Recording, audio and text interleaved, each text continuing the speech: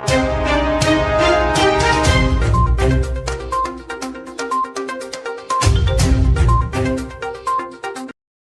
नाजरीन, मैं हूं सादिक खान और आप इस वक्त देख रहे हैं सलाम नजीबाबाद। एनसीपी के मॉनिटी के नेशनल सदर का विज़न कॉलेज नजीबाबाद में पहुंचने पर खैर मकदम किया गया। इस्तकबालिया प्रोग्राम को खिताब करते हुए जनाब मेहदी साहब ने स्टूडेंट और मैनेजमेंट को मौलाना अबुल कलाम आज़ाद की हयात के बारे में बताया। मजीद मौलाना के नाम से योजनाओं के बारे में स्टूडेंट व मैनेजमेंट को मुकम्मल जानकारी दी। उर्दू को ज़िंदा रखने पर खुलूसी तौर पर ताकीद की। प्रेस कॉन्फ्रेंस में राजनीति मुद्दों पर चर्चा करते हुए उन्होंने कहा कि कौम का एक लीडर की ज़रूरत है जो कौम को आगे लेकर चल सके। एक सवाल के जवाब में उन्होंने कहा कि असदुद्दीन ओवैसी बीजेपी की बी पार्टी है, वह कौम का लीडर कभी नहीं बन सकते।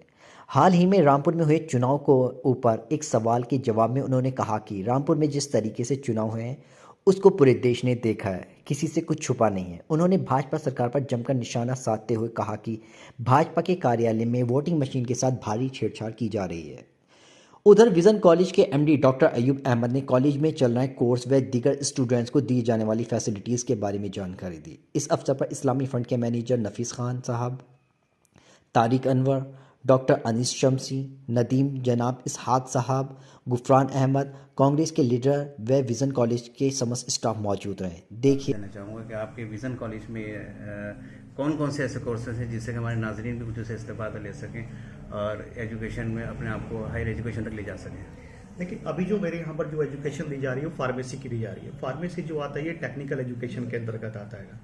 आज के टाइम में होता क्या है कि हमारे यहाँ पर ग्रेजुएशन के बहुत सारे आपके कोर्सेज होंगे, लेकिन आप बीए, बीकॉम, बीएससी करने के बाद या तो आप सिविल सर्विसेज की तैयारी करते हैं या आप टीचिंग लाइन में जाने की कोशिश करते हैं, लेकिन उससे कहीं पर ऐसा नहीं हो पाता कि आपने ग्रेजुएशन किया और आपकी जॉब कहीं ना कहीं रखी हुई मिल गई।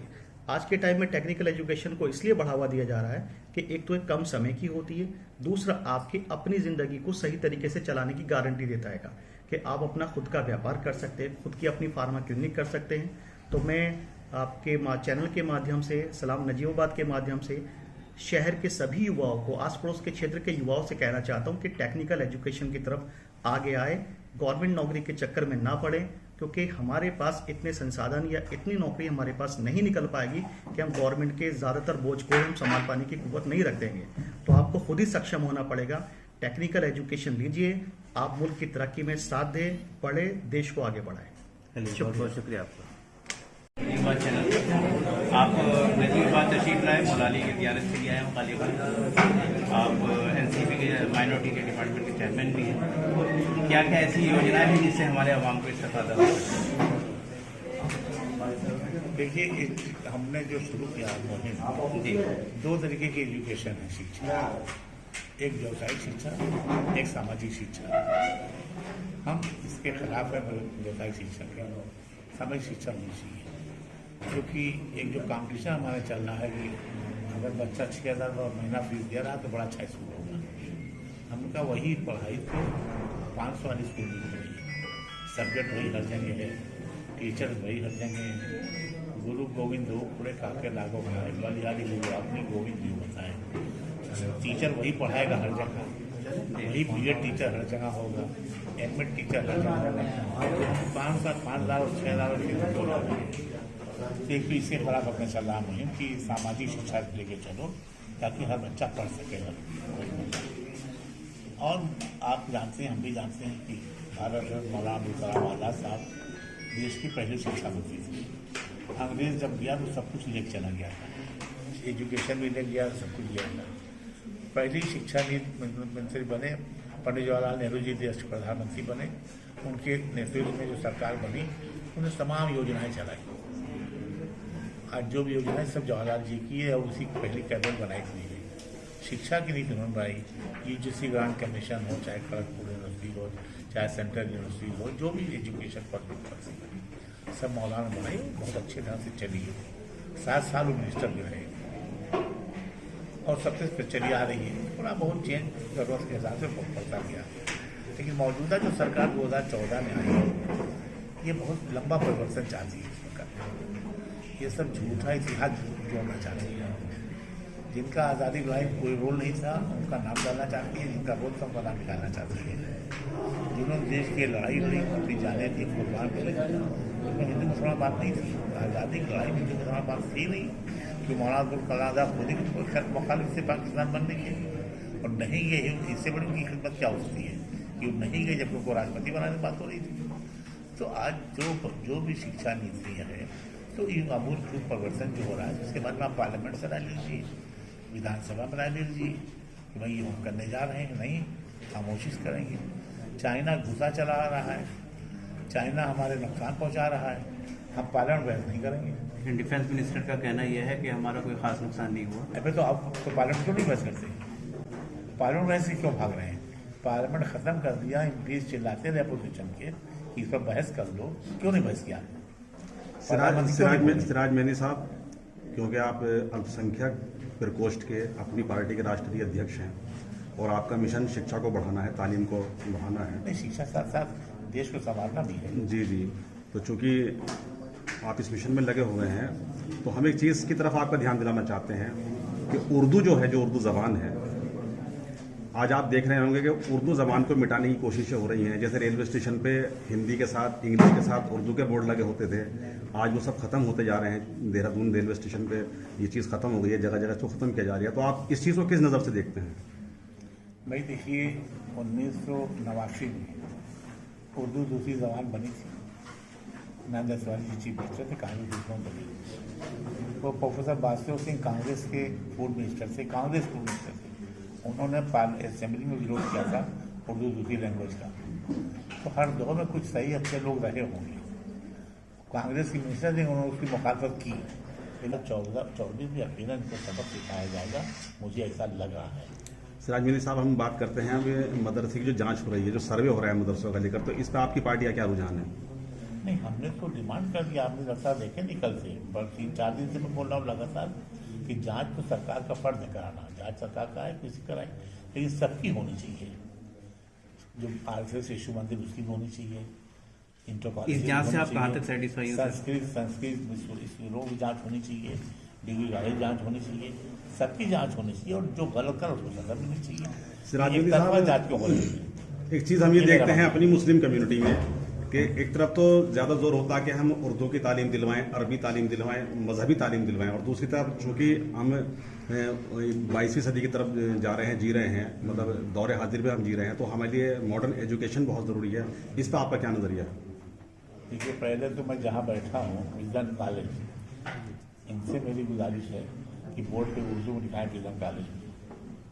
हाँ, जब आप सवाल ही कर रहे हैं तो सवाल यही शुरू हो जाए, जिस स्कूल में हम बैठे हुए हैं, पैसा भी इसमें आवाम का लगा है जी, तो यहाँ पर ये उर्दू का विजन कॉलेज का बोर्ड जो है उसमें उर्दू से भी लिखवाएं। आप जौनपुर चलिए, हमारे हर कॉलेज में उर्दू का बोर्ड लगा हुआ है। जब हम ही नहीं लगाए, दूसरा क्यों लगाएगा? शुरू हमको पहले अपने घर से करना पड़ेगा।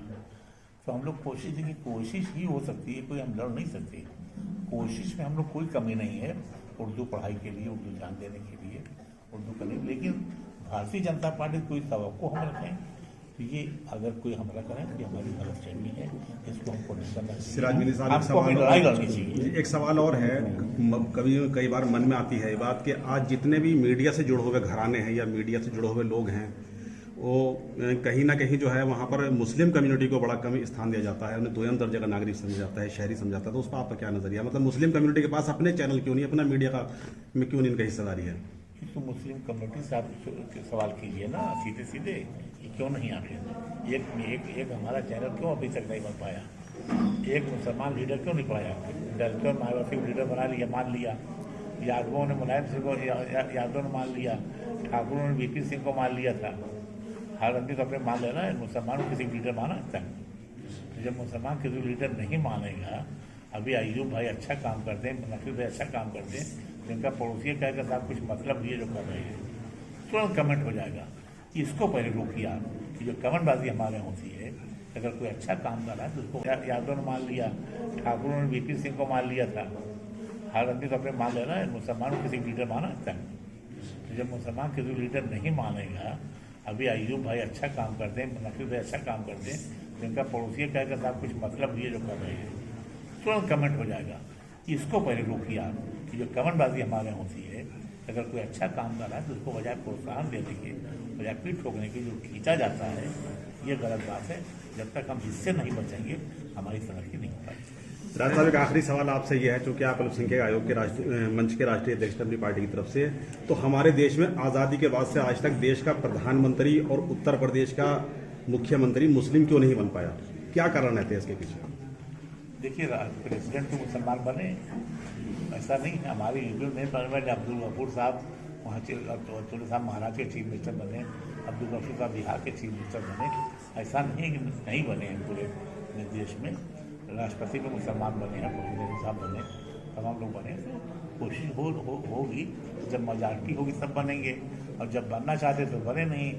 अब अगर नहीं बने, लेकिन ये बात नहीं है। देखिए, जैसे उर्दू हिंदी है, ये भाई बहन का रिश्ता को मानते हैं। हिंदी बड़ी बहन, उर्दू छोटी बहन, ऐसे हिंदू मुस्लिम रिश्ता है। जो मान्यता लेकर के गलत काम किए हैं उनको सजा मिलनी भी चाहिए। आप मैनेजमेंट के साथ बैठे हुए हैं, तो इसमें सवाल यह आता है कि क्या क्या मैंने इस वक्त स्कीम है गवर्नमेंट की जिससे कि आपका माइनॉरिटी के लोग इससे इस्तेफादा हासिल कर सकें?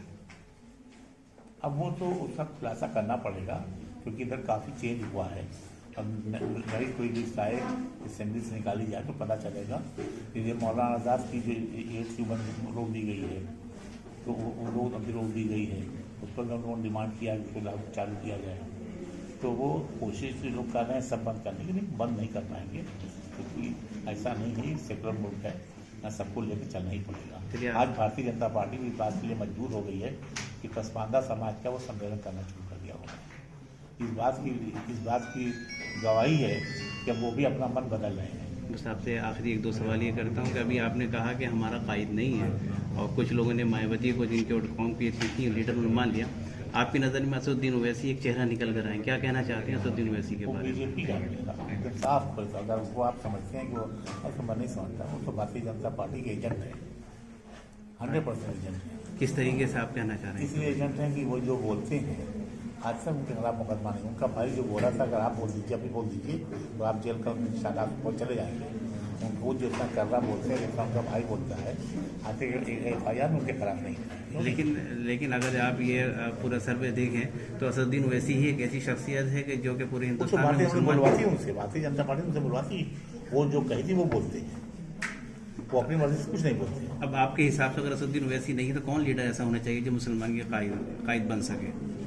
अभी अब वक्त बताएगा, जल्दबाजी में कोई फैसला नहीं लेना चाहिए। लेकिन अगर उसी बारे में आप कह रहे हैं तो मैं खुले मन से कह रहा हूँ, तो Bharatiya Janata party second party है, और जो भारतीय जनता पार्टी कहती है आज वो बोलते हैं। सन 2024 में क्या तैयारी है कांग्रेस की, एनसीपी की? नहीं, एनसीपी नहीं, पूरे समूची अच्छी तैयारी है। सब बिल के चुनाव लड़ेंगे, यूपीए बिल के चुनाव लड़ेंगे एनडीए से। अच्छा, अगर कांग्रेस या किसी तरह का कोई पार्टी का लीडर दूसरी पार्टी का जो कि बीजेपी से नहीं होता है, वो अगर जीत जाता है तो खामोश हो जाता है, और जब कोई जीत नहीं होती, हार जाता है, तो मशीन की गड़बड़ी बता देते हैं, क्या कहना चाह रहे हैं इस बारे में?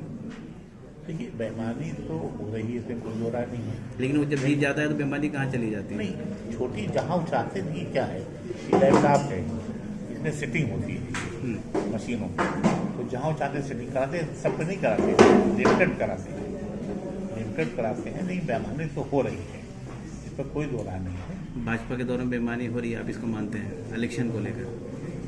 100% हो रही है बेईमानी। भाजपा के दौर